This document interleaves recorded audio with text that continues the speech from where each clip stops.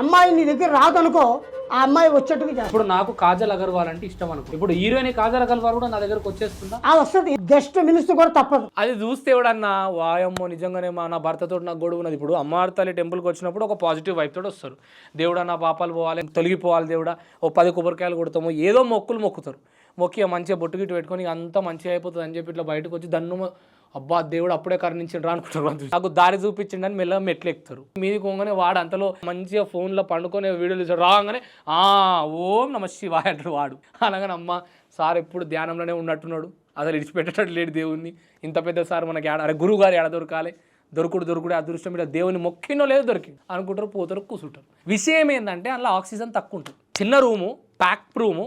నీకు ఎప్పుడైనా నీ బ్రెయిన్కి ఆక్సిజన్ కొంచెం లెవెల్స్ తగ్గినప్పుడు ఆటోమేటిక్గా నీకు కొంచెం తలకాయ తిరగడము, కొంచెం వింతగా అనిపించడము, ఏదో లేనిది ఉన్నట్టుగా కనిపించడం, ఇట్లాంటివి జరుగుతుంటాయి. సో ఆ టైంలో వాడు మాట్లాడే మాటలు రీసౌండ్ వినబడితే నీకు ఇట్లా ఓ ఓ ఓ అయిపోయింది తల్లి, అయిపోయింది, మంచిగా అయిపోతుంది, 50,000 అనగానే దన్న 50,000 ఫోన్పే కొట్టి పడేస్తావు వానికి. ఇట్లా ఏం ఆలోచించవు.